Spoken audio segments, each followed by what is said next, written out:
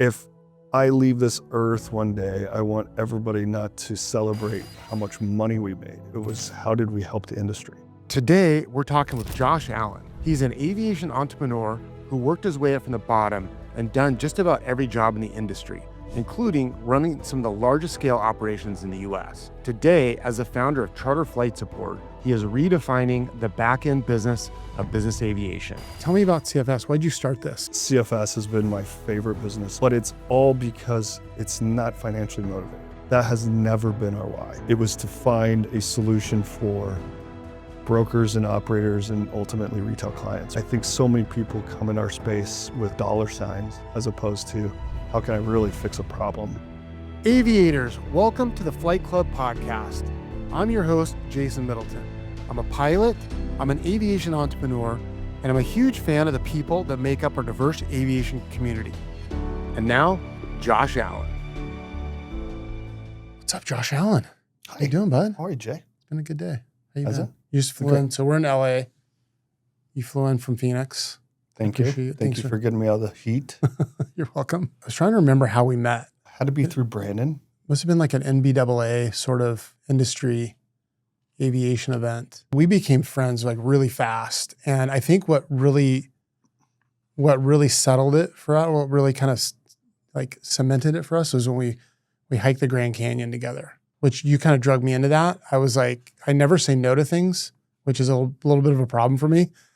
And you invited me to go hike the Grand Canyon with you. And Yeah, we did. well, I might have drugged you, but I didn't know what I was doing. You've done this before. Endurance athlete, triathlons, the whole thing. Like if you think about the Grand Canyon, right? People will go to the Grand Canyon and they'll hike to the bottom and then they'll camp and spend a few days down there. And then a few days later, they'll hike back up. And then there's people that they cross the rim to rim. They go from the south rim down to the bottom and then up the north rim. And then that's really, really hard.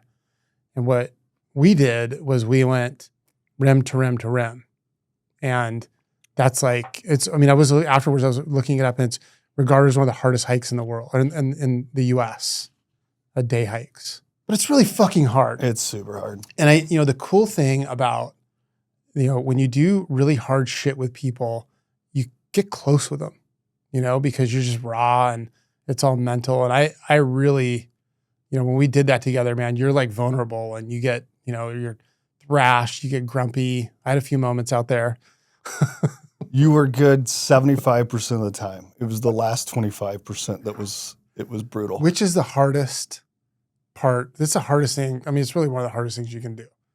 And when you go, so for context, you go 22 miles to the North Rim, turn around, and then hike back to the bottom of the Grand Canyon. So you've already had a really, really, really long, hard day. And now you have to do 7 miles, climb 6,000 feet at night. You want to tell them what you told me at the bottom right before we... What did I say? I said a lot of things. I got kind the of Everest comment. You said that most people don't die summiting Everest. They die going back to base camp, and this is what we're doing. That's right, yeah. Most people don't die going to the top. They die going home, and we were on our way home. I'll never forget, we were at Phantom Ranch. You were great the entire time. You were motivating me. I've never done it. You slowed me down because you wanted us to complete it, which thank God you did. Then at Phantom Ranch, it was the beef jerky stick. I lost you at beef jerky stick. This guy puts the beef jerky stick in his mouth, then trips over this rock. And it was a wild save. It was an incredible save that you were still, vertical. And he throws that beef jerky stick down, says a few curse words, and I'm dying laughing. But I'm behind him. He can't see me. And I don't want him to see me because I'm a little worried that he's going to get upset that I'm laughing. But then you followed it up by giving me the motivational quote to get us out of there. It's like it's so hard when you're doing really hard things physically and even mentally. Like it's really hard to maintain positivity sometimes. I mean, at that moment, I was, first of all, I was out of shape. I wasn't in shape to do that at all, right? My body was just 100% not ready for that. But, you get there, you're so thrashed, and then you have a lot more to go. It's really hard. I mean, it's like one of those, you can apply that kind of experience to a lot of things in life. And I love it, man. I love going through hard shit like that. It was the first endurance thing I've done. And Yeah. you've done, I don't know, hundreds of those. You killed it, dude. You're built for it. I think you should be an ultra runner. Out. Totally out. I'll sponsor you. Totally out. I'll be your first sponsor. You know, everybody says they feel that like sense of accomplishment once you get done. Did you feel that at the end? Oh, 100%. I felt nothing. Really? Nothing. Just a cold, dead soul. I wanted that van to get me to my hotel room. I wanted a shower. I wanted out of there. Yeah. Well, that guy, we were hiking with that attorney from Texas, was in our little group. And he and I finished together. You bailed and you left us for dead. So thank you. I had to get out of there. I was losing it too but my motivation was get out of there before I get stuck there. So that guy and I think his name was Jason too. Yeah. I believe it was Jason. Yeah. We went really slow, but we finally made it to the top of the Grand Canyon, and we get in the van together, and the girl driving it, she's like, "Oh, how was it? Would you do it again?" And he's like, "Fuck no, I'm never doing that again. That was horrible. Like really." And I got in the van and I'm like, that was fucking awesome. How often do you get the opportunity to push your body to its limit? Most people never get to experience that. And when you get to experience something like that, to me, it's like a gift. Didn't you lose some toenails too? Oh yeah. Yeah. My feet were fucked. Yeah. I had good feet. Yeah. We got coached up a little during the Charter Connect on our hike at Pinnacle Peak, and they told me how to take care of my feet, and that saved me. They don't tell you the bag of how much your traps hurt, though.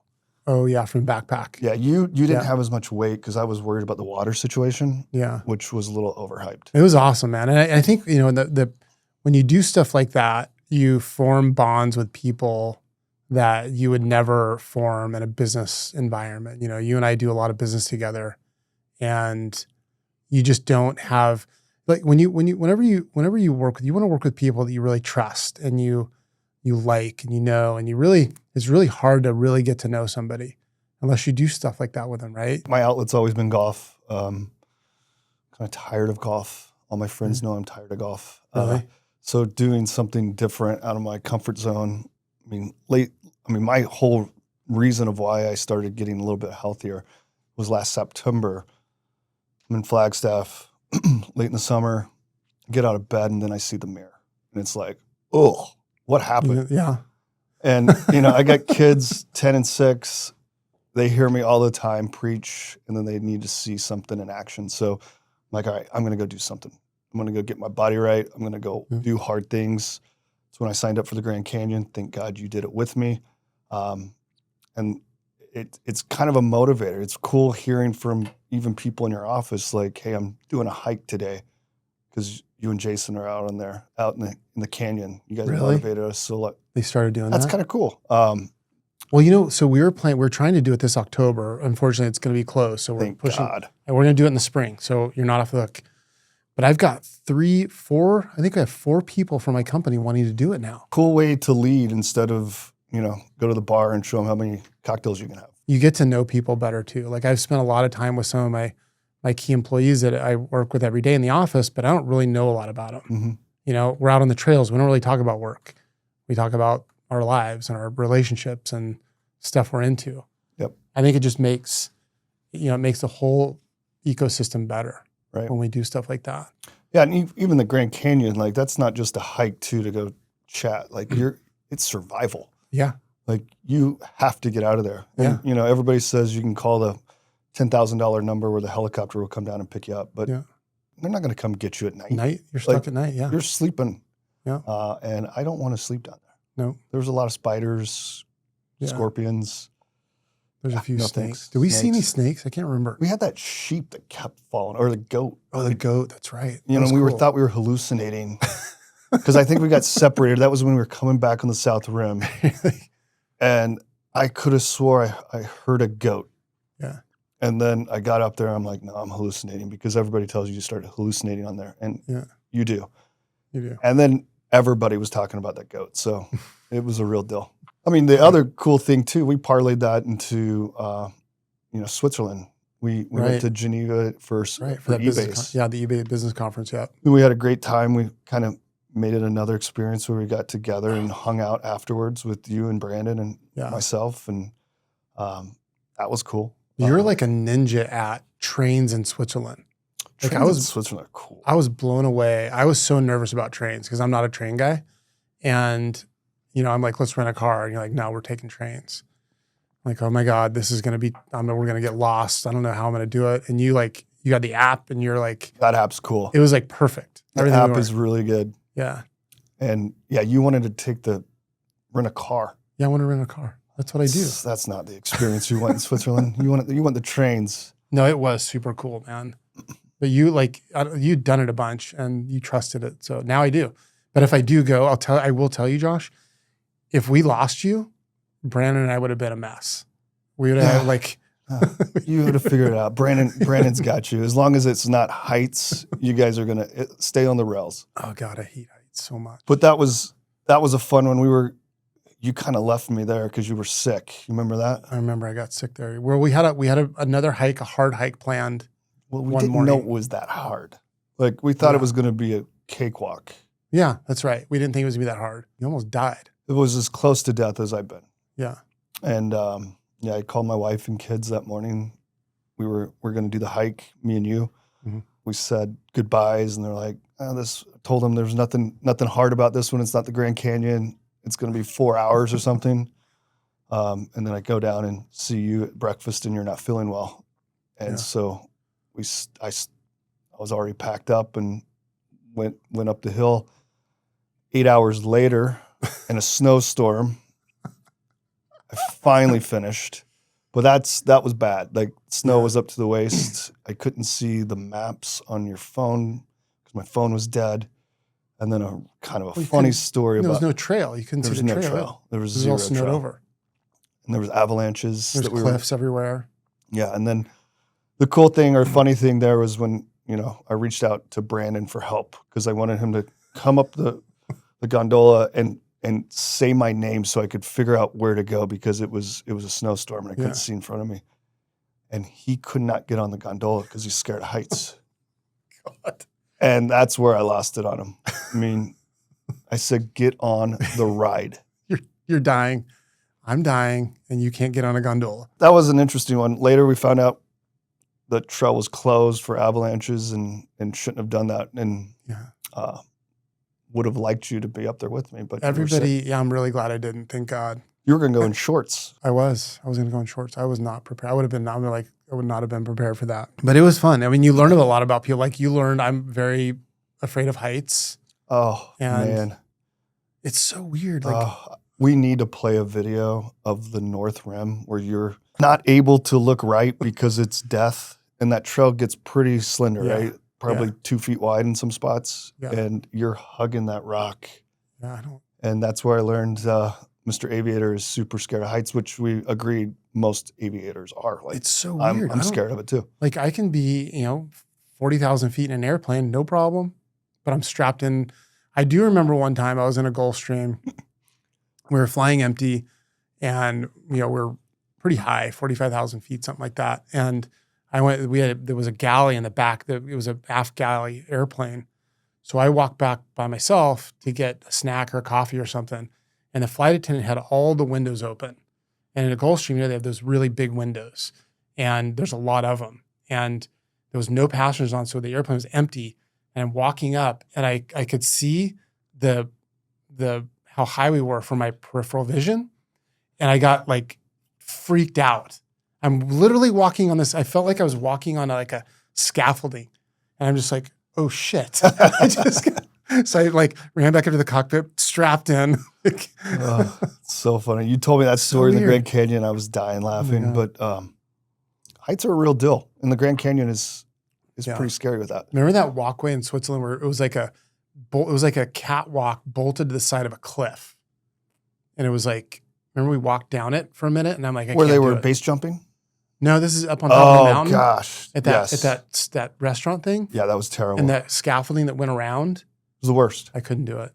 No way. Yeah, you literally got on a tightrope and walked across. It was stupid. Yeah. And that one guy had no problems and we were just watching it with sweaty palms. All right, man. Well, this is an aviation podcast, and you've done a lot of things in aviation that, I think you kind of went down the path as you thought you might want to be a pilot, but now you ended up getting into the business side of aviation, which is interesting to me because a lot of people, they want to be pilots when they get into the business. They don't really think about other things you can do in aviation besides be a pilot.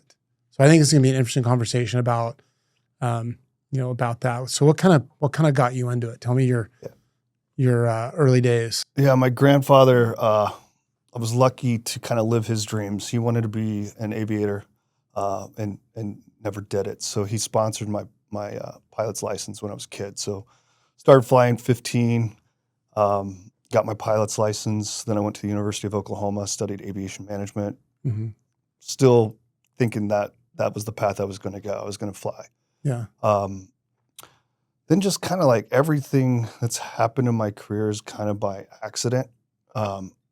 I wasn't making good grades, and the advisor would not help get an internship because I wanted to go work for Cessna for a summer or learn the business aviation side, but they wanted straight A students, and that is not me.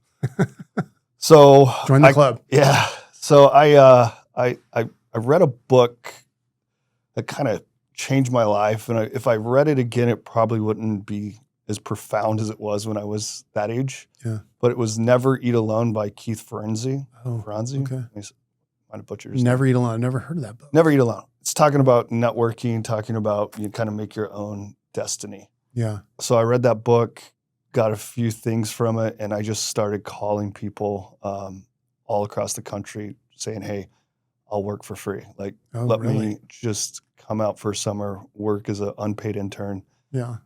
Let me learn. Like in operations and anything. I didn't know anything about private aviation. Like I'm from small town Oklahoma. I thought the only path was commercial airline pilot, Yeah. Didn't even know about business aviation pilot. So started making my calls, a lot of misses, a lot of non-responses. And then one company in Scottsdale, Arizona, Corporate Jets. It's no longer Corporate Jets. Later on the story, it's a bigger story part of this. But he gave me a shot, said, come out. You can work for free.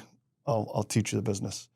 So I came out to Arizona, and the guy went silent. Couldn't find him. Oh, really? Couldn't find the guy. So you moved out there? Yeah. So my parents had just had moved to Arizona. Like, I don't know if it was west side or north side of the valley, but so it was perfect. I could live with my parents, learn and work for free. And I couldn't find this guy after he said, come out. But then sounds like business aviation. Yeah, well, shyster. But I wouldn't give up. So I found another place, and I just knocked on doors and landed in this Part 91 flight department that had 2 airplanes.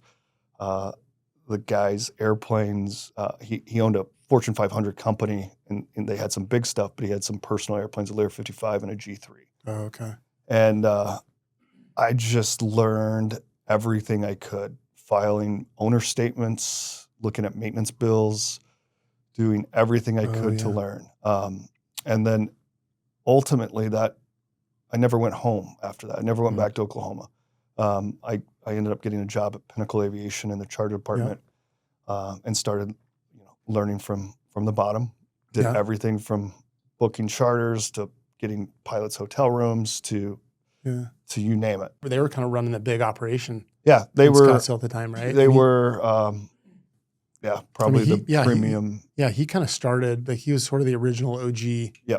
Guy out there. Yeah, and Kurt's a great man. Learned a lot from Kurt. Yeah. Kurt is steady Eddie.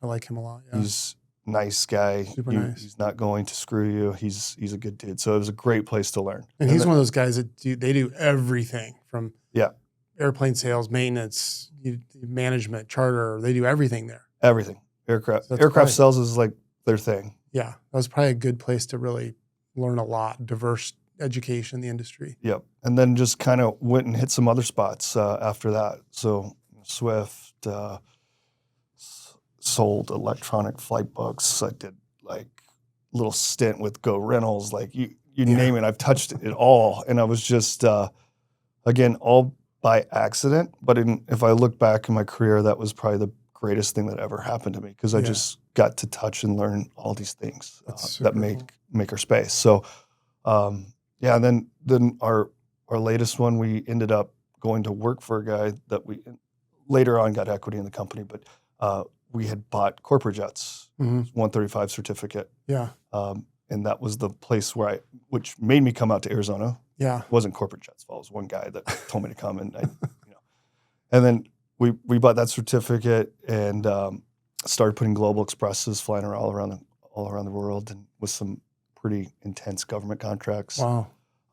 So Pinnacle's pretty domestic. Then you go to that company, which was worldwide. Yeah. And so, that's kind of how it started. And that one later sold, and then I spent some time at JetLinks. Yeah. And so good companies, good people. Yeah, those are all, awesome. that's a great, it's good to recognize that too. And when you go, I wish I would have done that more earlier in my career. I kind of jumped into, running a company with never being, in fact, the company Silver Air right now is the biggest company I've ever worked at. Yeah. I worked at tiny little 135 operations. I wish I would have gotten that. And the education for me has been like trial by fire, luckily we've survived. Good thing is you don't have any bad habits. You didn't bring any bad habits with you. No, I did. Okay. We're just not going to do those things. All those bad things that we learned at that other company, we're just not going to do. And Brandon, my president, he and I have been working together for far before Silver Air, because, I used to work for him at a charter company. And it's just that relationship, back to relationships, man. I've known him and trusted him for many, many, many years. And when I had the opportunity to bring him on, it was a no-brainer, right? And he's been my right-hand person ever since. So, really, when you studied aviation management at the University of Oklahoma, what do they teach at the university level of aviation management? What does that look like? Yeah, I would say it was a business degree with a minor in aviation. Okay. Because you're doing the accounting classes, you're doing all the business classes. The minor, basically aviation, was pretty easy. The core business stuff was pretty challenging. But yeah, we at Oklahoma, I don't even know if it's still this way, but most of your core was at the campus. Then if you're going to your aviation stuff, it would be at the airport there. Oh, it would. Yeah. So they have a really nice flight department. Yeah. And would you, when you're doing do they teach you about how to manage a maintenance department, how to manage a flight operations, dispatch, regulatory stuff? Yeah. No knock on my Sooners, Boomer Sooner. We're going to win the Natty this year. But no. It was more like history of flight, history of the Wright brothers. It was all history stuff, more than how do you manage a flight department? How do you buy an airplane? We hire a lot of people that are not pilots in into an aviation business, and we've just got to teach them. We bring people off the street and that have no industry experience all the time. And we start them in flight support. Just go support flights, hotel rooms for pilots, getting landing permits, doing a fuel release, all these kind of task things that have to happen. But there's definitely a shallow pool of talent, especially coming in, into the workforce early in their career. So I was always curious what they teach. Yeah, I don't know, like a Purdue or some of the cream of the crop universities for aviation. I don't know. Yeah. It's something we should probably all work with them to find out. But it's weird. So we had an office in the Ukraine. Did you know that? Yeah. Yeah. We had an office over in the Ukraine before the war, and it was very successful for us. We had, maybe 10 employees over there, and they were all master's level aviation management people. And there's a couple of really good aviation universities in Ukraine. There's one in Kyiv and there's another one in Kharkiv. The one in Kharkiv is more maintenance focused. But these people were smart, and they learned, they came out of college, they knew how to run camp reports. They knew how to, file international flight plans. They knew all this stuff. It was wild. And we just don't have that kind of resource. Are those universities still open? No, not right now. Yeah. I was just having a conversation with a friend that runs a business in Ukraine, and they still have employees right now in Ukraine They have an office, and they're still running the office. And you know, when they have the bombs, they have the bomb sirens go off. They go down in the shelters, and then when it's clear, they go back up and work. It's wild, very resilient culture. Yeah. Sure. Have you ever been over to Ukraine? No, I have not. I had the opportunity to go over there when we were just opening the office, and it's a pretty cool country, man. It's a tragedy what's going on over there right now. Such a bummer. You know, I mean, there's been over 1 million people killed in that war, and both on the Russian side and the Ukraine side, and it's bad. It's a huge bummer. But I was over there, and people were awesome. Kyiv is beautiful. It's a beautiful city, and a lot of beautiful people, smart. You know, it was booming. The economy was booming when I was there. That was for tech too. I mean, that was a huge tech hub. 100%. Yeah. A lot of software companies there. In fact, that's what took me there. One of our customers had 400 employees in Kharkiv, and they were software developers, and they wrote all kinds of software that they sold in the US, and like 100% of his programmers were there. So but it's a tragic, man. It's kind of all gone away. So hopefully they'll rebuild. But sorry, yeah, back to the, so you came out of university and you had to go build your own knowledge base. You know, what's sort of the things you really kind of gravitated towards in the business? Like what interested you the most? I think everybody gives charter a bad mark. And, you know, a lot of the aircraft sales guys were like, you got to do aircraft sales. Like, that's where it's at. And I don't like that sell cycle of maybe years long to buy an aircraft. Yeah. I liked charter because it was quick and not easy, but it was quick. Mm-hmm. You got a no or you got a yes. So I gravitated towards sales, definitely sales. That was my favorite. Let's talk about charter for a little bit, because you know, in the industry, charter is a lot of people, you know, I don't want to say it has a bad reputation, but it's a challenging subject in aviation, right? The charter. And there's the flying public, I think it stems from the flying public really not understanding much about aviation. And then the lack of regulatory requirements in the charter side of things, particularly on the sales side, right? So, you know, us, you know, like Silver Air, we're an operator. We manage and operate airplanes, as you know. We're under strict FAA oversight, regulatory compliance. We have to follow like lots and lots of rules, right? And it's highly regulated. The charter sales side of it has almost no regulation. I mean, it doesn't, you know, I don't know of really any Zero regs. So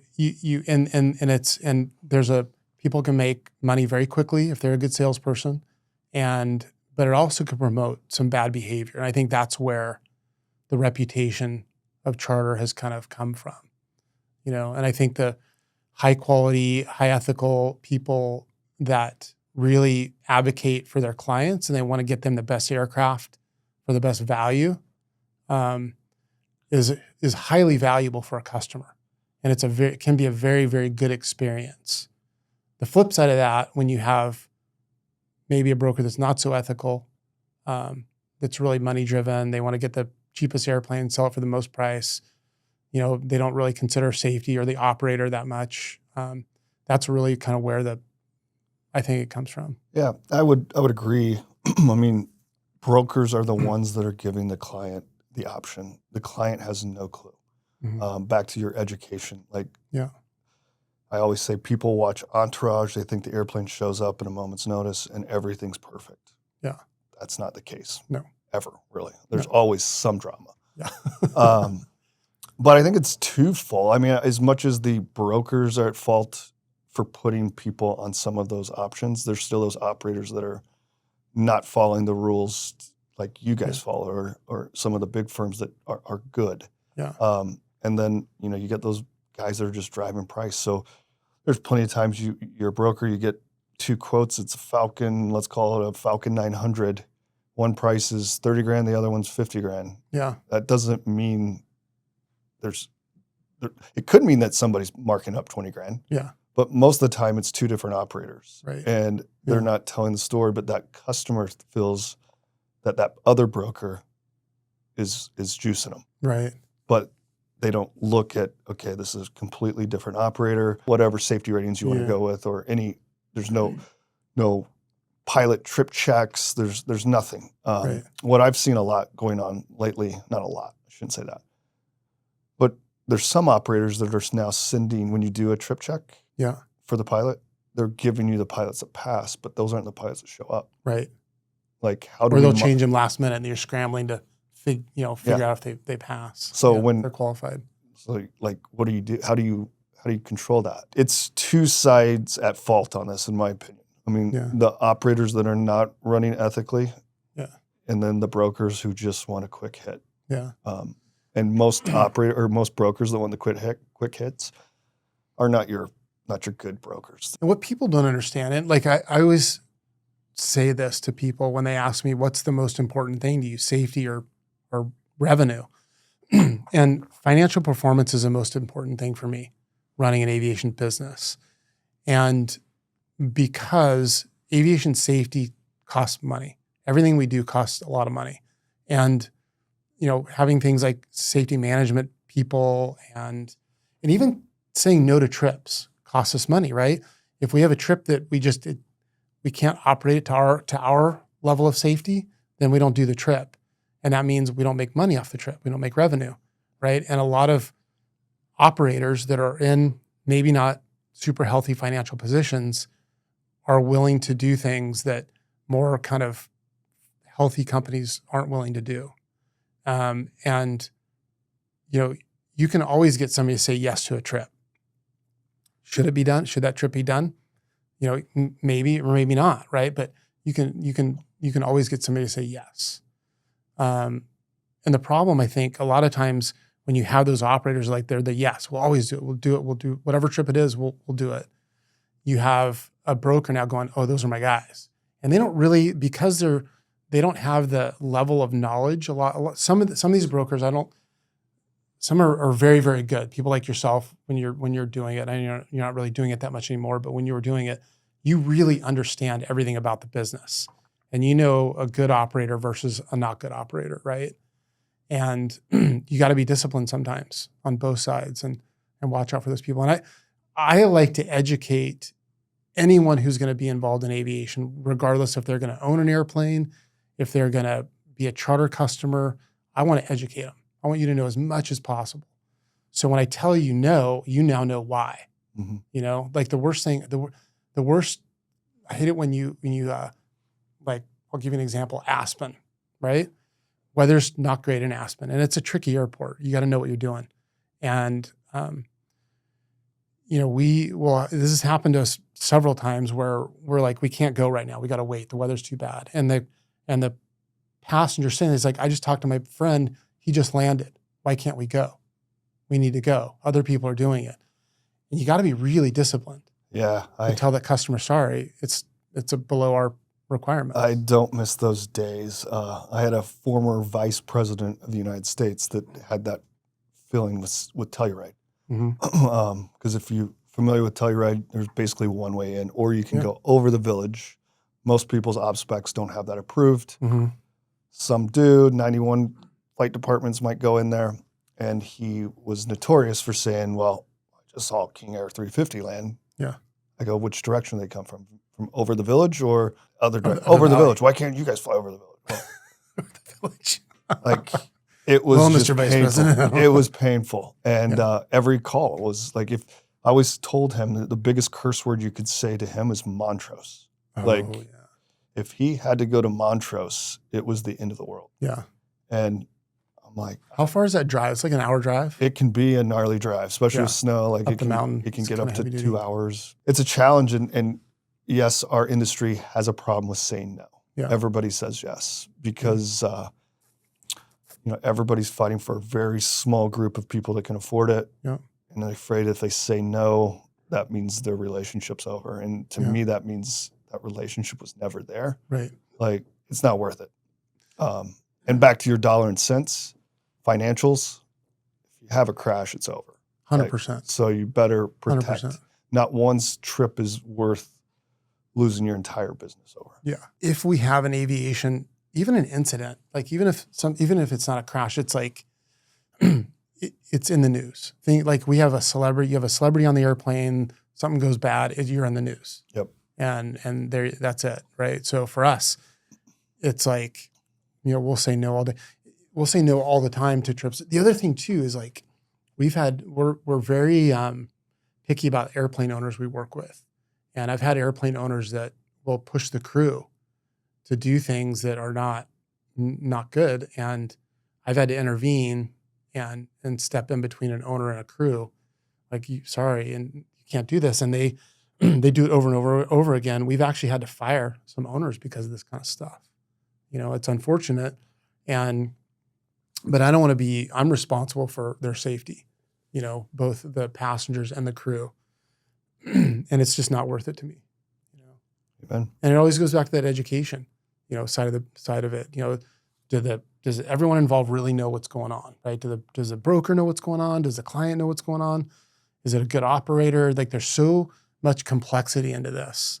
And I think that we could do a much better job in the industry at kind of being, and that's a lot of the reason I'm doing this podcast is to put this stuff out there for people to listen to and understand what really goes on in the world. We have, there's so many stories. We've had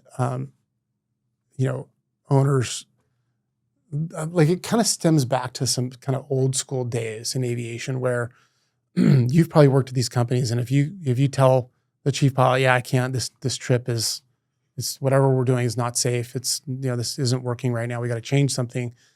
The attitude was, well, if you don't want to do it, then I'll find somebody else who will. And I've been told that as a pilot. Mm-hmm. And I don't think that exists so much anymore, Yeah, kind of hard to hide it now. Yeah. Too many socials out there that can broadcast that. This first half of the year was pretty tough with aviation accidents in the U.S.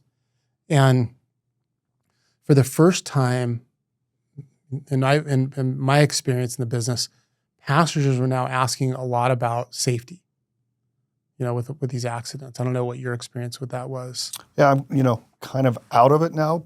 I mean, we watch what our customers, which is a B2B concept with brokers and operators, but we follow their rules. So they have most of them have a very defined approval process now for most of the operators they'll work with. Yeah. Most of our customers do. Yeah. Because it is trickling down to them. I've actually flown, I fly a little bit still, and I've gotten into the briefing the passengers on the cabin safety stuff.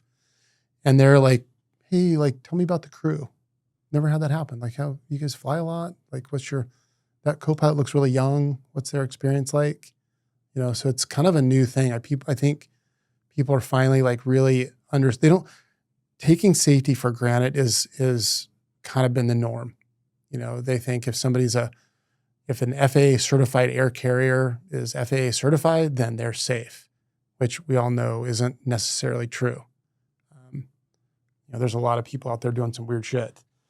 Which I think we're getting rid of some of those naturally. I mean, there was one that went away recently that didn't have a chief pilot. I actually heard of an operator recently who lost their certificate because of a bunch of things that they were doing from the ownership side of things. Their director of operations took their certificate over to the FSDO, turned it in, and just said that we do not operate safely. I'm quitting this company. I'm turning the certificate in. Yikes. And this guy was just like, I can't do this anymore. And thank God, like that's great. I'm the director of operations for my company and it's my job to keep everything safe. That's my number one, that's my only reason for existence in that role. Did you know I took on the DO role? Yeah. Yeah. Yeah. Because you needed more. Yeah. Pilot, DO, owner of the company, podcast extraordinaire. I did it because I wanted to, our outgoing DO, he had to leave because of a family health emergency thing. So I wasn't sure. I didn't want to like rush a search for a new director of operations. I've done it before for years.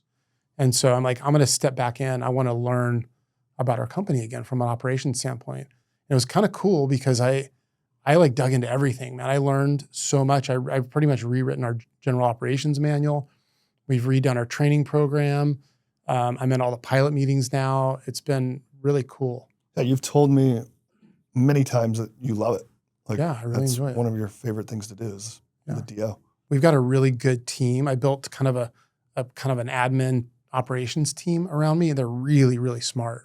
And I've got them helping me with everything. And and then I'm also instilling more knowledge in these people. So they're working with me hand in hand on all these like kind of highly complex regulatory things that we deal with. Yep. And they're learning and becoming experts at it. We have a woman that works in our maintenance department named Ava, and she no aviation experience at all now. She's now running conformities for us. I mean, think about that. She's conforming aircraft to FAA standards. And she's not a mechanic. She's just really, really smart and eager to learn new things. And we've just loaded her up on it, and she's done great. And there's a bunch of stories like that in our company. I really think that's important for us.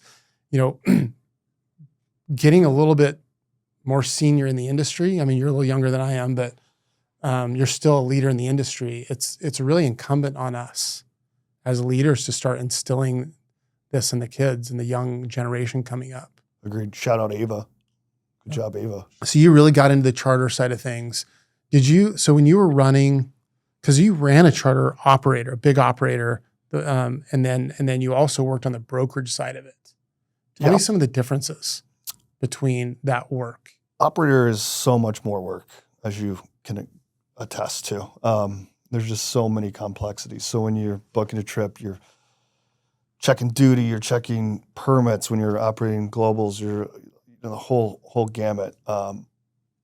When you're brokering, it's pretty. As long as you're working with people you trust and tell you the right story, it's much more manageable business. Yeah. In terms of selling trips and selling more and more, because if you're an operator and you sell one trip, that takes a lot of time. Like you're in the weeds.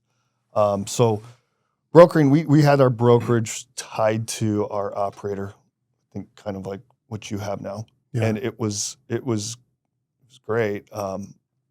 The operator side always is the heaviest lift. Yeah. You got a pilot that, if you're a broker, you might not know that this pilot might be quitting. Mm-hmm. If you're the operator and you're on that, you know that. Maybe they don't, but like you got the stress of, is this going to be completed or not? So sometimes not knowing some of those internal things made you sleep better at night. And thinking that every other operator had everything dialed when that's not the case. Like everybody's going through these same things, but we were floating globals around the world. So that is a challenging deal. Think about the complexity of that. I mean, you guys are moving airplanes all over the planet from a central operations center that was in Scottsdale. So our ops center was in Virginia. Scottsdale was more sales focused. Okay. We don't have a floating fleet, but we do those kinds of operations at Silver Air. We, like permits, duty times, time zone changes, making, a client, we operate on 3 time zones. We operate on our local time zone, we operate on Zulu, and then the trip local time zone. Mm-hmm. Think about getting that right. Well, it's funny you say that because we spent all week trying to figure out new schedules for our staff. Yeah. Because we're worldwide too, and trying to figure out UTC, it's just insane. Mm-hmm. But yeah, the permits are a joke. I don't know if they're easier or harder than they were 10 years ago. Yeah. Probably about the same. Asia's still Asia. It's not fun. And there's so many things in charter, back to charter, that can go wrong that is not anything that you've done wrong. Right. Whether you're the operator or broker, whether delays your trip today, you can't get out of Aspen, so now that next day's wrecked. Yeah. And there's so many things that, back to the educational piece, that the customer doesn't know. Yeah. They have no idea what's going on behind the scenes, nor should they know everything because they think it's chaos. But it's just... I always go back to, they think it's airlines. They think if Delta cancels their flight, Delta's going to rebook them. Right. And that's not really how it works in our space. It's not hub and spoke. There's planes everywhere. If you have a global express with a client in India and the airplane breaks, it's a really very, very difficult to recover that. They have to bring an aircraft in from Southern Asia or Europe or someplace that's a Middle East, Dubai. And it's going to be a long time.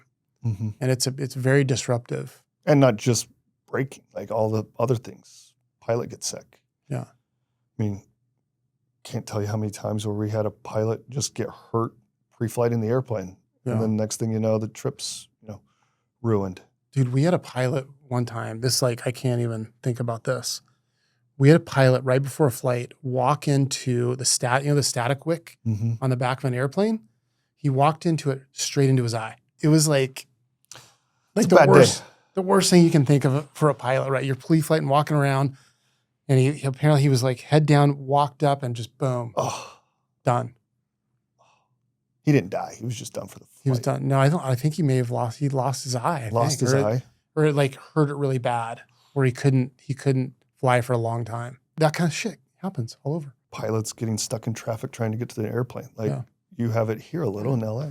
The other thing too, the complexity of just of what we do in private aviation is we're almost never using the same airplane. We're almost never flying the same city pairs. It's always different crews. Everything is different for every single leg. Not only every flight, but we're doing thousands of legs a month, and everything is different for every one of them. That's our business model, right? That's why, like when PE firms come in and PE think, I hope they keep spending money in our space, but they all talk about how fragmented it is. Yeah. And that's like their word. We're going to fix the fragmentation of the space. Yeah. It's so hard. It's really hard. They have no idea what they're getting themselves into with that. The complexities that go into operating a flight, it can be, even if it's a domestic flight, it's still complex. You have the airplane. I always say there's three things that we've got to get right. The airplane's got to be right. So regulatory, maintenance, all the things that go into an airplane, all the databases are updated in it. It's got Wi-Fi, it's the labs working, all the passenger amenities, all that stuff that the airplane's got to be right. The crew has to be right. They've got to be qualified. They've got to be trained. They've got to have the right duty rest, all that stuff. And then the operations, we've got to be certified to do whatever the passenger wants us to do. And each one of those things is like a complex thing. It's a complex thing. Yeah. And they all have to come together at the right time to go from this airport to some airport we've never been to, and it could be in the middle Pacific. Not to mention all the FBO stuff that you're relying on too. The vendor management. Yeah. It's a complex thing. And so I like to spend a lot of time with customers whenever they'll listen to me, just talk about this stuff. Whenever I was, we're talking to a new owner that has a Gulfstream G550 that we're going to start managing. This guy, he's a new airplane owner, but he's spent a lot of time learning about aviation. He's talked to a lot of different people. I've given him names of attorneys. You should talk to attorneys, tax people, talk to everyone you can talk to and really understand as much as you can. And then when I have a conversation with him, he's like, there's not a lot of weird preconceived ideas around how things should be. You have some people that come in and buy an airplane like, oh, this is, why do I need pilots? Can we just hire contract guys? And I don't need I don't need this. So I just want to fly the airplane. Let's go. They don't really understand. Yeah. And they usually fail. Those type of ownership situations fail pretty miserably. Did you guys own your airplanes at that operator or did you? We did. You did? Most of them. Yeah. Which made that even more fun. Do you think it can be done in a profitable way with charter? I don't think I would touch much that is not under warranty. Really? Like I would rather at this point have a higher note than the ups and downs of the maintenance. Yeah. That being said, there's still supply issues with the OEMs that have brand new airplanes. Like I had a friend that got a brand new airplane. I won't name the manufacturer, but she got it after waiting 6 years. Windshield goes out. They can't find the windshield. They can't find a windshield replacement. The warehouse says it is there, but they can't find it in the warehouse. It's lost. Like, So what is it with windshields? windshields, man. Like, why? What is like? There's been windshields are they did a manufacturer close down on windshields? You can't find windshields anymore. It's weird. I don't know. Maybe they just took advantage of the supply demand curve and just said we're still going to supply this amount of windshields and we're just going to raise our rates. I don't know, but it's a problem. Yeah, we can't. There's certain airframes you cannot find a windshield right now. If it goes out, done. Yep. Can't Every find a windshield. pre-buy, you're hoping to God if you're the seller that the windshield passes. Yeah. So like that, the owned models, right? So companies like, they buy these airplanes and they put them in the charter fleet and then they sell them, ad hoc, flight by flight. I've tried to make the economics work and I just can't seem to make it work. Not alone. I mean, we've owned one little Citation ourselves, but we sold it and we just made the decision to not own airplanes. Smart. Very smart. I'm just going to be a charter customer. Charter is the cheapest way to fly privately. If anybody ever says anything differently, like some guys cut the line and say, we're going to go buy an airplane because it's going to be cheaper than charter. No. You're wrong. I think it just goes back to that really understanding, the aviation, Do you have some salespeople? You do a lot of just brokering still in your company, right? We're brokering every day on AOGs. How do you educate your team on which operators to work with and kind of how you guys approach it? We have, we all had this, or I had this theory of who the good operators were before I started this company. And now the data supports what we say. It's not guesswork anymore. It's data will show who's the most reliable operators, who's the best to work with.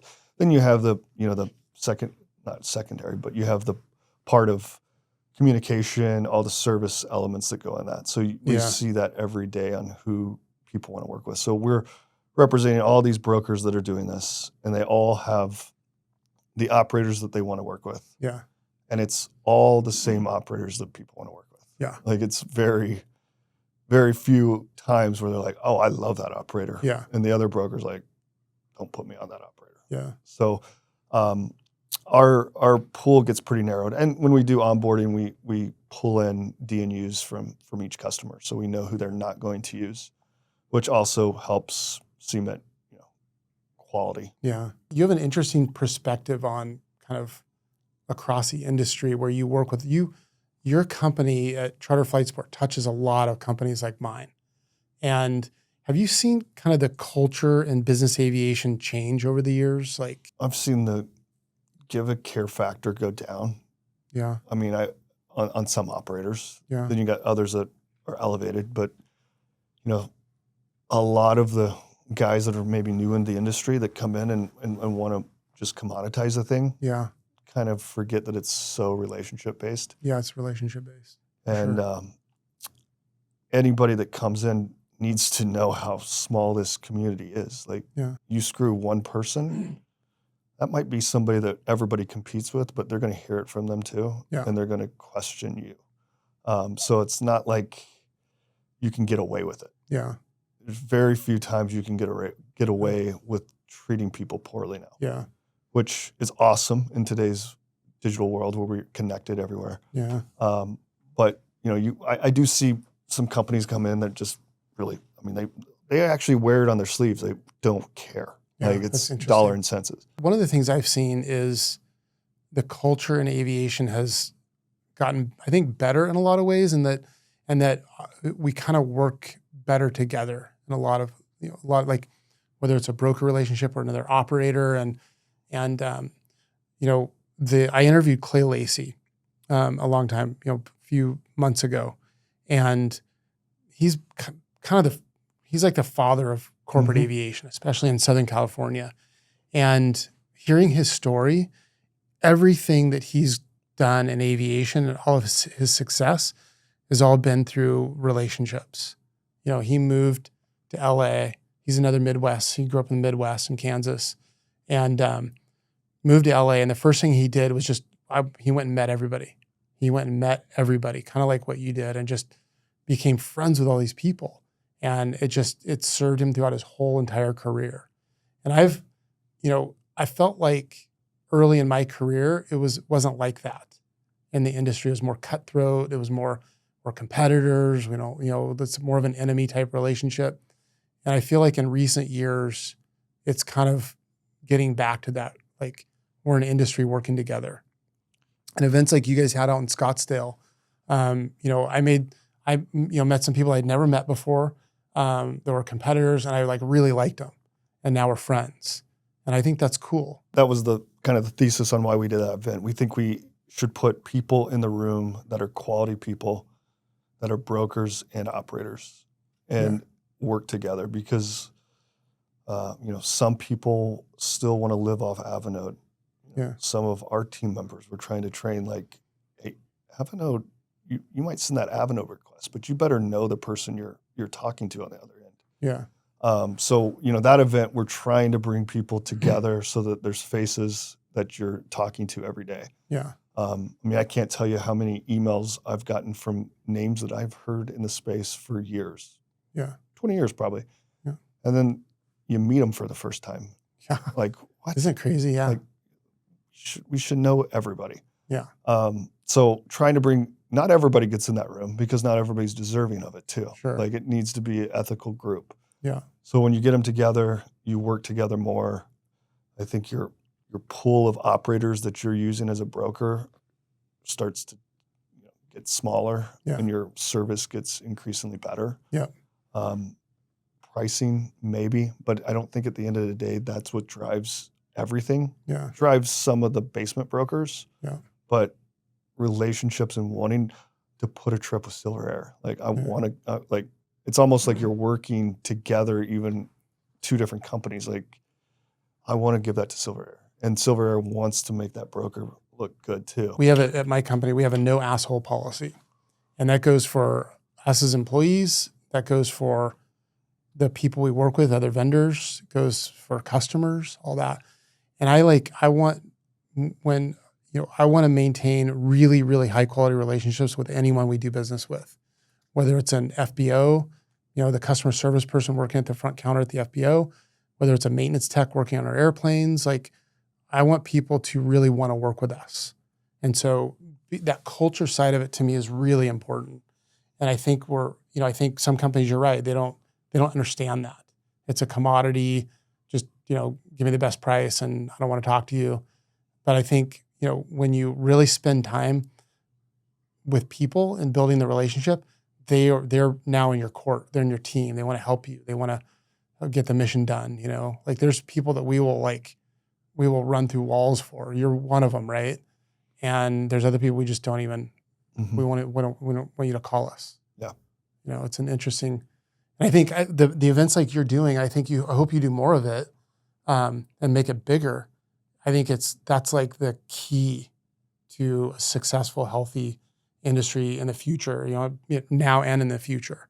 Yeah, we are going to do more. Another one in April. Shout out Charter Connect. People haven't heard about it. Charter Connect in April. Is there a website for that? It's being developed. It's been this is a not-for-profit event. This is a event to get people in the door. Cost us money, doesn't make us money. But we want more and more people. But now this year, we're going to open it up for the invites that were there to invite others. So that it's still, you're getting the right people in the room. So if you bring the wrong person, so if I bring the wrong people, do I get in trouble? Do I get pulled aside? You get put out in the pasture.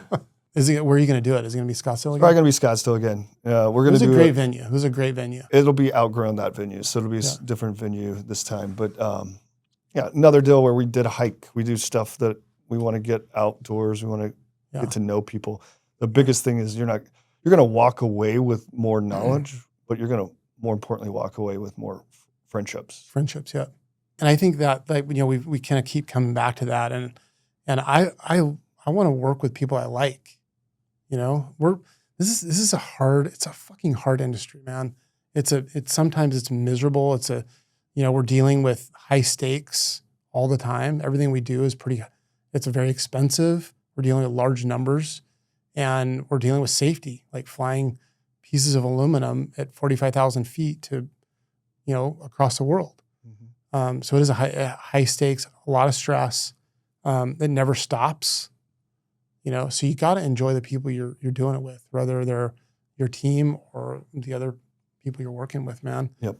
And I think events like that, really getting to know people, and like you introduced me to Fabian from Journey Aviation, and I didn't know him. I had heard about the company, but what an awesome guy. I really like him. We're good friends now. And we'll probably do business together and for a long time. We've had some crazy stuff with brokers. I had a client. We had a customer that we flew. Broker paid for the trip, and he paid with a credit card, and we flew a very famous LA family that's been on a lot of reality TV. And I don't know how this broker landed this client, but they did. He gave us a credit card, and we knew the passengers were. And so we're like, okay, this is legit. So took the credit card, flew the flight, credit card was canceled. Kid disappeared. Young kid out of like Miami. And we ended up having to go back to the passengers, explain the situation, and attorneys were involved. And it was just, and then we tracked down the kid's mom. It was just it was like, how does this stuff happen? And like, how do we as an industry, like, keep these people out? Do you think, what's the answer, Josh? I mean, I wish I knew operators, I think. I mean, I'm going to throw it back at you. Like, really? I think. But how do we know? Like, I agree. And I know you have to get revenue. Like you have to fly your airplanes. But it's like, is there some sort of audit process that goes in before you even start quoting these people? Yeah. I don't know. And I know I'm putting my operator hat on, and I know how hard that would be. Yeah. But there's some bad characters, and there's the sex of our business keeps bringing them. Yeah. Like we see it all the time. Everybody thinks it's sexy, it's cool, it's great. We're going to go make millions doing this. They don't understand how stressful and hard it is. And you got to get rid of, I mean, I am surprised. I will say one thing with brokers. When we started CFS, I had competed with brokers for a lot of years. Yeah. So I had, built-in views of these people, some of these people. There's a lot of good people out there. Like there is. Our industry is full of 100%. Good humans. 100%. It's just these few that just ruin it. Yeah. And wreck you. I mean, a trip, I don't know how big a trip was, but that could financially ruin a certain operator. Yeah. And I don't know the situation of that trip, if it was weekend or whatever, but we've done the same thing with ACHs where clients sends an ACH. Yeah. Like operators, brokers, beware. If you get an ACH and you see that it's in your account, it's not really in your account yet. It's pending, but it shows as it's there. Yeah. And then, then they'll pull it. And the next thing you know, you've already flown them and they're sayonara. Yeah.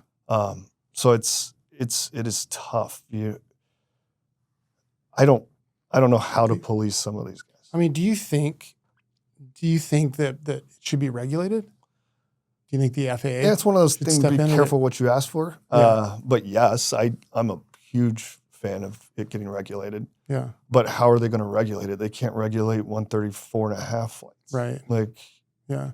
There was a article I read on LinkedIn. This guy flew on a Falcon 900 with a jet card broker. Yeah.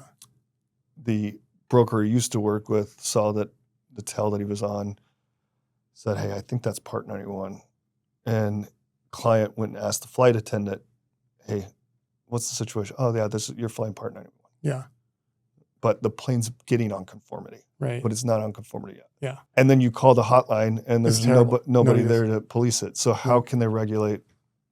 So I know of a very famous person right now flying with an operator. I'm not letting it go, but they're a pretty famous person who's flying for a year on an aircraft that's not on a charter certificate, and they've been chartering it for a year all over the world, the G4. And,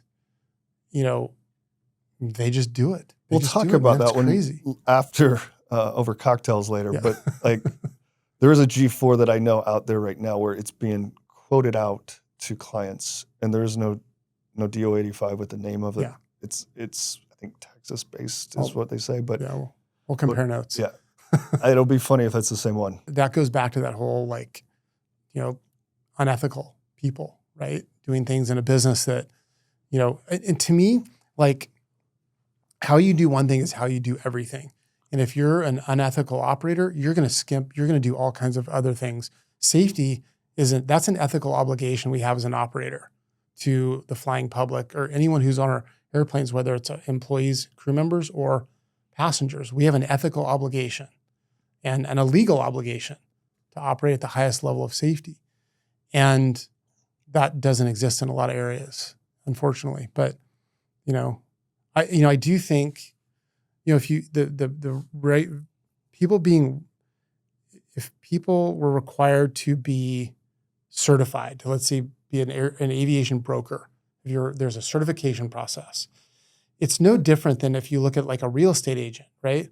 It's hard to become a real estate agent. You have to study, you have to take tests, you have to work as an apprentice, you have to do all this stuff. And then once you become a real estate agent, you have to work for a broker who's you're working over, under this broker that has a legal obligation.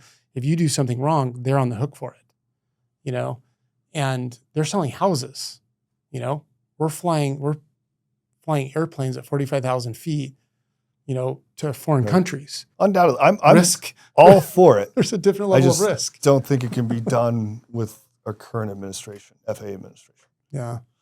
Unless they privatize it. Like that would be great. Like, they. Yeah. The FAA, as you know, I'm heavily involved with the FAA and my role as a director of operations. And then, even with this podcast, I'm starting to get into some regulatory stuff. And I'm a fan of the FAA. And I think they've done an amazing job at creating the safest mode of transportation on the planet. And they've done that through regulation. And they made like leaps and bounds over the years. And I think it's kind of, I don't know if it's a complacency or if like you said, the administration is sort of not really understanding a lot of these things. But I do believe that they can't really do anything until they're brought up. So I'm trying to bring some things up, like the aviation medical right now. I'm talking a lot on the podcast about the Office of the Aviation Medical Examiner. And I'm having, hopefully I'm going to have Susan Northrop on the show, she's a Surgeon General for the FAA, to talk about aviation medical reform, because it's not good right now. It's really bad and it needs a lot of work. And that same thing exists through the whole administration. So we'll see, Go get them. Go get them, Jim. When I'm running the FAA, Josh, you started this company called CFS, or Charter Flight Support. And, when you talk about when we talk about aviation and business and all these things, there's not a whole lot of innovation happening in our industry, in aviation in general, right? Certainly no like new concepts coming out. There's airplanes, we fly them, we charge for it. That's kind of it. There's a variation of that across the whole industry. And, you've done all of these things throughout your career, and you've identified a problem that you've came up with a pretty brilliant solution for. Kind of tell me a little bit about CFS without getting into too many like industry details, because we do have non-industry people listening to this. Yeah, no. Tell me about CFS. Why'd you start this? Why it happened was, it was me looking for a solution. Like, AOGs happen. They always happen. Your shirt says it, death, taxes, and AOGs. That's it right there. Always happen. If you haven't had an AOG, you're a nobody. If you're a broker operator. And we run into customers all the time. They're like, prospects, they say, we don't have AOGs. I'm like, well, you must fly. You're a nobody broker. But they always happen, and it's a recurring thing. It's all. An AOG is a aircraft mechanical. Yep, aircraft, which we've talked about this. I think it's a stupid term, aircraft on ground. Yeah. What is it? Mechanical. Airplanes can have mechanicals in the air, by the way. Yes, and that's supported as well, which we've seen quite a few lately. But the whole premise of why we started it was we were looking for a solution for our company at the time and couldn't find something.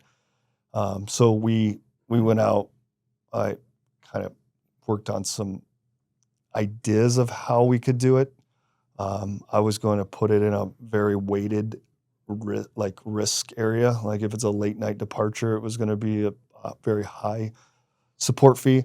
Middle of the day, it was going to be lower, but we ended up just going with one flat rate. And it was to find a solution for brokers and operators and ultimately retail clients, because back to what we said earlier, the retail customer has no idea what goes on. So, you call your retail customer, plane's broke, I've got you something else. It's going to be $30,000 more, and it's going to be 6 hours later. Yeah. It's bad news layered on with really bad news. And you're going to be late, right. So you're going to be disrupted. And by the way, you have to pay a lot of money for that. Yep. For that so honor. We looked at it like I used to always cover those. I would pay those out of my pocket because I knew my customer. Yeah. But as you started to scale your brokerage operator, you don't know who that person is all the time. If you know every single one of your customers as a owner, you're probably not that huge of a broker. Yeah. So you can't let your sales guy just say, "Oh yeah, he's good for it," because the guy's pissed, he's late, and you're paying out that $30,000 per se, but like he's still upset. He might not ever come back. He might be flying one time a year. Yeah. So you don't know. There's so many variables that you don't know. So as I was scaling the brokerage, I understood like I can't keep eating these without knowing for sure what was going on. So we brought that, but the other piece of why we brought it, because the operator and broker, I've sat on both sides of that fence. So you, Jason, called me at XYZ broker and tell me the airplane's broke. There starts to be this animosity between broker and operator, and there's this fight because you think the operator is screwing you over. Yeah, pulling the trip for another flight that's better, or one of their customers, yada yada yada. So we wanted to fix the financial piece for the retail customer and the operator broker, but we also wanted to fix the dynamic that was going between operator and broker so that you could have a more long-term sustainable relationship. Yeah. So you have that AOG with Silver today. You're not scared to go book them tomorrow for another trip. Yeah. So sometimes operators think that we're like not helping them. We're technically helping them more than we're helping the broker. Yeah. We're giving them credibility and knowing that we're going to support their trip even if they go tech. So we started it. It was I only opened it up to a few of my friends to like figure out what was wrong with it as we were modeling it. And now we're wide open.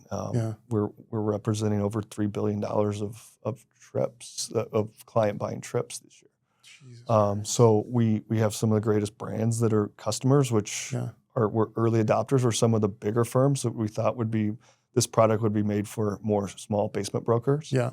But we're seeing every company kind of adopt it, and then they use it in their strategy of how maybe they don't even get in on every trip. They tell their customer what could happen. So they offer it to their customer and say, "Do you want CFS on this trip? Yeah. It could go tech, but if you don't, here's we coming back to this contract if you don't sign it." I think you had one of those in Florida where a customer was upset and you sent them back the contract where they did not opt in. Yeah. But the other piece that's huge for us is like we're 24/7.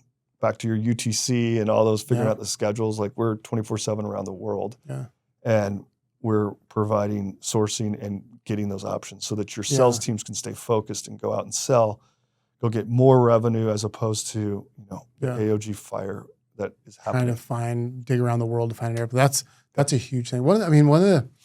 We use it as a great marketing tool for our we started our direct-to-consumer retail charter company, Flight Club. I actually named our retail after this podcast, which is such a cool name. So our retail brand is Flight Club, as you know, and we put it on every single one of our trips. It's just built into it. Yep. And we actually use it as a marketing tool. And when you go in and you tell a customer, like if you go mechanical, if they're a person that flies regularly, that's going to be a good charter customer, they've had that happen to them before. That exact thing where they get the call like, "Hey, guess what? I can't get you an airplane for 6 hours and it's going to be $30,000 more." That's a huge pain point for them. So it's been a really handy marketing tool for us. Yeah, you had one, I think 2 weeks ago or something, where you had a mechanical and we're able to source it and find it, that customer wasn't disrupted, and you didn't have to worry, is Jason and team going to eat that bill? Yeah. And you don't know that customer. So Yeah. that one is an interesting one. So our holding company is Aviation Innovation Holdings. We own Charter Flight Support, and then we acquired a company called Falcon MGA actually last summer. And you're on the Falcon product, which means it's always on. It's an insurance product backed by Lloyd's. Yeah. And you put it on all your trips, which for me, that's the way I would do it. Yeah. Because you can't really predict. Right. So you're always on, and you're paying for it, whether it's not breaking or if it is breaking, you're getting the support. Yeah. Yeah. I mean, like for us, like that peace of mind, and at least eliminating some of the variables is huge for us, right? You can never eliminate every variable, but the things that we can control, we want to control. And that's one of those things that we actually have some control over it now. Yeah. Which gives me a lot of, it gives me a peace of mind. Do you what else? You've already kind of built 2 kind of products around it. Have you thought about other things you're going to venture out, like you with this concept, right? This is a new concept that it's proven already very successful. Never been done in the industry before. And you're the guy that's done it. Like what else? Where is this going to go? Like what are the things you think? Yeah, good question. I mean, we've got a $30 billion industry in front of us. So obviously we're just getting going, getting on the runway per se. But we are playing around with new products. We've looked at de-icing. We've looked at pilot training contracts. So replacing the training contract with an insurance piece of paper. Yeah. We've looked at, we have an owner product through Falcon right now that supports owners should they go tech. Yeah. We've got a piece on that where it's repatriation. So think about you as an owner, you fly to Honolulu on a charter, the plane breaks. Now you're normally flying that plane back empty to get back home. We're paying 2x DOCs to get it home and paying, if you have a charter need during that, or use need during that time where it broke, we would pay up to 30% of the charter recovery through Falcon, the insurance product. Because that would be the delta between what your normal cost on your airplane would be and what the additional charter cost. That's kind of how they did the math. Yeah. But the biggest piece is repatriation, because for me, back to my operator seat is getting owner approvals. Yeah. Like we did a trip to the Marshall Islands last year. We actually, I think, ended up using you guys. Nobody would get owner approval. Was that the trip that we were cats? We were getting cats. You had to go get the cats. Yeah, this lady. That was a wild. Tell that story. That was a lady was Marshall Islands and fell in love with all these stray cats. And next thing you know, she's coming back for them. Yeah, she like had a house out there or something, and I don't even know if she had a house. I think she was visiting and then fell in love with cats. Yeah, we flew like a 550 to the Marshall Islands to pick up cats. Yeah, that's what our customers do, man. Yeah, saving one cat at a time. That one is one where I would think we can fix holes in the owner approval gap. Where I think if you can say, owner, we've got you covered. Like if this plane goes tech, you're not going to make as much as you did on the charter, but now your monthly management or your monthly owner statement's not going to be so backwards. Right. You're going to be covered on those. So I think that's a critical one. We're looking at all kinds of things, but the biggest roadmap for us is the growth of what we currently have. What do you think is your, in your creative entrepreneur brain, is there other things in our industry that you kind of see opportunity in, or is there innovation that we can have in our industry? And good question. I think innovation is one where when we think of innovation, we think of like the Facebooks, the FlexJets, the biggest brands, right? Yeah. And there's so many micro innovations you could have. Yeah. We've just talked for an hour and a half about all the things that go wrong. Yeah. Like, why don't you just start fixing one problem at a time? Yeah. With micro innovation. So, of course, the unmanned stuff's coming up. Who knows when that's going to happen? Yeah. There's going to be innovation there. How to fuel the airplanes, all those fun things. But the way I would look at it is like, there's so many issues that you can solve in a micro level. Yeah. Where you could just fix one little thing. You got a huge market if you can just fix that singular issue. Right now, we're AOGs, mechanicals, but there's so many other micro stuff. We just started using a product called SkyPath. And have you heard about this company? It's really neat. So It's an app that you put on your iPad when you're flying in the cockpit, and it gives you turbulence reports across the whole world. And anyone who's using this app, and all the major airlines are using it now. FlexJet's using it. I think NetJets is using it. A lot of companies are using it now. And what it does is it sits in the cockpit, and if it shakes, it uses the accelerometer and the iPad to ping a signal back to their database, and then it shows up in everyone else's iPad. So if you have turbulence, you immediate. So it's like social interaction because it's pinging off of what's going on with them. Yeah, it's like that. But you have the map view, and then you have a vertical view, so you can tell what altitude you're at. And we've been using it, and literally it's like in 2 minutes we're gonna hit a bump. Boom, it's super accurate. That's sick. And we can prep passengers. I've actually shown it to the passengers, like, hey, here's our turbulence chart for the day, and this isn't prediction. This is actual turbulence. And we'll use it to go south or north or climb or descend. It's really cool. That is cool. Yeah. And that's like, these guys like came out of nowhere and they just developed this, and it's like everyone's using it now. It's cool. So I think you're right. There's all these little things that we can do. I would also say with innovation, like for me, CFS has been my favorite business I've ever had. Really?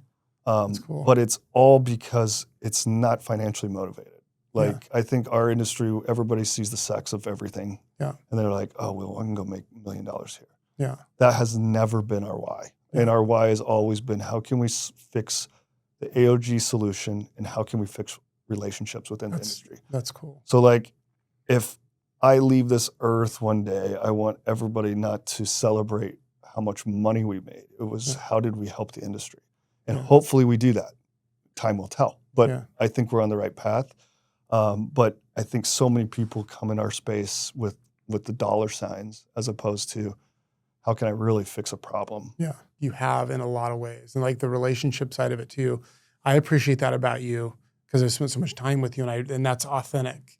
I know that's how you operate. And to me, I really admire that. And I think that's one of the things that I like immediately became best friends with you, because we're like, that's just how it is. We love people, and I love people. I get frustrated with people. Yeah. I get frustrated with my kids. I get frustrated with wife. I get frustrated with everybody. But I love people, and I think our industry always tries to hit home runs. I'm a bunt guy. Like I like to slowly get around the bases, one base at a time, and I don't want to pass over somebody because I ran over them. Yeah. I want to just get on base. Yeah. Yeah. So that's been successful for me, but I've struck out plenty of times, but I like to get on bunts. Everybody's talking about AI now and how we can use it in every industry's figuring out how they're going to use AI. And I think there's a ton of opportunities in our industry for AI. It's such a perfect industry for optimization. And I think, we're doing a study of our software stack right now, and the technology we use to run our flight operations, from the booking, from the quoting process from charter all the way through running a flight operations, compliance, the crew and aircraft compliance, all the way to accounting. And we're using so many different software packages to solve this bigger problem, right? And we're trying to sort that out, and we're looking for things like AI. Where's the automation? Where can we automate these task-oriented things? And right now, it doesn't exist at all in our industry. I think there's a lot of opportunity there. Yeah, I'm learning AI, as Tom and our team would attest. I'm not the tech wizard, but he loves it. So we have a contractor on staff that is always is building our ideas of the AI vision for our company. Yeah. And most of the AI that we do is back office. How does it speed up the back office currently? We're not really out there for external. We're working on some external stuff. Yeah. But kind of for me, back to humans. I love humans. I don't think we can ever replace humans. I don't ever want to replace humans. You need a human to touch these sensitive things. Yeah. Some AI groups are trying to do away with that completely in our space, and I'm not buying that one. But I think if you can make the person quicker, help them do things that it's in their like blue zone where they're like good at customer service, so they're not dealing with all these like silly emails. Think about all the bots that are coming where you can that can literally call you at Silver. Just think what's coming from. Oh yeah. You're going to have all these AI bots calling you for Yeah. quotes, and they're not going to be humans. Yeah. How are you going to handle that? Well, we're gonna have AI bots. You're gonna have AI bots answer it, but like we've talked about relationships this whole thing, and this one is kind of sensitive to that because we're all going to struggle with this piece. I looked at a really interesting piece of software that does like trip reconciliation. It had one job. When you do a flight, let's say it's a 3-day flight, hop into all these different destinations. We're buying fuel, we're paying ramp fees, we're having crew overnight expenses, we have catering, we've got maybe a de-icing bill, all these things happening at all these different locations that all have to end up in, one package. And what the software did was you scan the receipts in as you go along and you don't have to put anything into it. And it takes all of these, it looks at what the receipt is, the AI looks at the receipt, says, okay, this is a fuel bill, and it knows where the airplane is at. And it goes, okay, it's that. This is the trip number. This airplane is at that location. That's the trip number that this goes to for fuel. That's slick. It's really cool. And that's how we would use AI right now in the back office stuff. And like we just switched to Ramp. Have you heard of Ramp credit cards? We use Ramp, yep. We use Ramp. It speeds up expense processing. Yeah. It's basically, this does Ramp, but like for everything. Like it's pretty cool. AI is a game changer for us. We're all looking for ways to use it. Yeah. I think, we all say we want it, but how many are actually going to adopt it? Yeah. Because it's the word of the. Yeah. To me, I want things to be more accurate. I want things to move, like, especially, I just want things more accurate. There's so many, what we do in aviation is such a complex thing, and the transaction side of it's so complex that the mistakes happen. Mm-hmm. It's almost, their mistakes happen all the time. It's more the rule than the exception. And I just want things to be more accurate. We're working on AI on basically teaching the bot about our company. Yeah. So playbooks, all the things, but think about every time there's a email thread or something, we can take that learning and make it work. Yeah. Like say, we shouldn't have done the Falcon 900. It was on a G550 trip. Don't give Falcon 900s. That's not equal or better. Yeah. And it learns. And then it learns in our little arena. Yeah. No outside noise because it doesn't hear other voices. So building all that out, that takes time. It's going to take a ton of time. Like for me on the AI stuff, like I hear it, I'm just like, okay, we can turn it on and AI is going to fix all these problems. Yeah. AI is going to you got to get on AI and start learning. All right, Josh. Well, we've been going for a long time, man.